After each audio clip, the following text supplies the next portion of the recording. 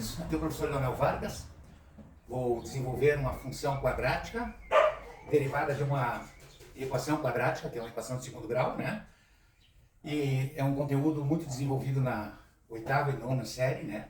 Do ensino médio fundamental, né? Do ensino básico. E gostaria que vocês aproveitassem. Em primeiro lugar, sempre que vocês tiverem uma equação, uma expressão, no caso, que tiver esse formato aqui,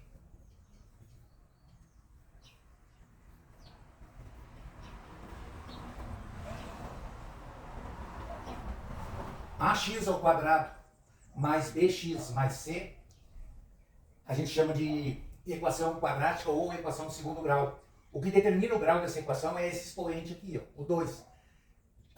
Nesse tipo de equação aqui, o a, que é o coeficiente de x ao quadrado, ele tem que ser diferente de zero. Não tem sentido.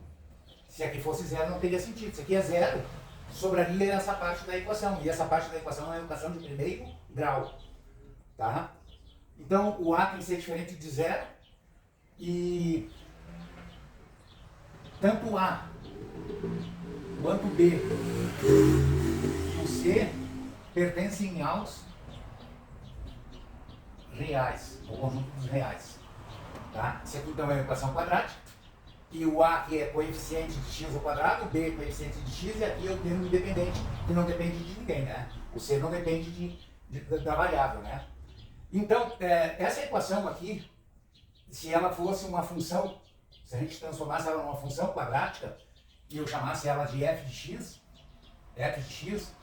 igual a x ao quadrado mais bx mais c, e eu igualasse a zero aqui, ela teria esse formato aqui no plano cartesiano. Aqui seria o y e aqui seria o x. Esse seria o eixo das abscissas e esse aqui seria o eixo das coordenadas, das ordenadas. Então, as abscissas e as ordenadas nos dão as coordenadas do plano cartesiano. Para ela representar uma função quadrática como está aqui, ela terá que ter esse formato aqui, ó. Ela vai ter que ter esse formato aqui, uma parábola aberta para cima, com abertura para cima, uma parábola, e ela vai tocar em dois pontos do eixo do x aqui, do eixo das abscissas. Esses dois pontos aqui que ela vai tocar são as raízes ou zeros da equação, no caso aqui a função, né? Função quadrática. Então, essa aqui seria a função quadrática, a representação na forma de uma função, tá? Isso aqui seria a função quadrática, que seria no formato de uma parábola. Se ela fosse virada para baixo, assim, se ela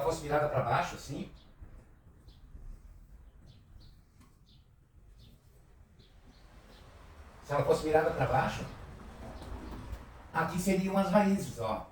E vejam que a concavidade dela está virada para baixo, porque ela teria esse A aqui, ó, com sinal negativo. Aí a concavidade dela é virada para baixo. Como o A aqui era positiva, a concavidade é virada para cima. Ela também é uma parábola. Aqui seria o ponto de máximo e aqui seria o ponto de mínimo, né? Ponto de máximo e ponto de mínimo. Ponto de mínimo aqui, tá? Então eu vou desenvolver agora uma equação e vou resolver e vocês vão verificar quais são as raízes ou zeros da função.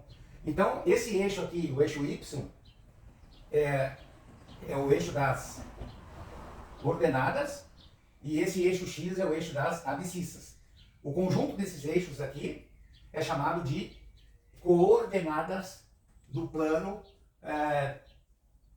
cartesiano aqui, né? De uma função e de uma equação quadrática, né? Uma função quadrática aqui na forma de um desenho, né? Numa forma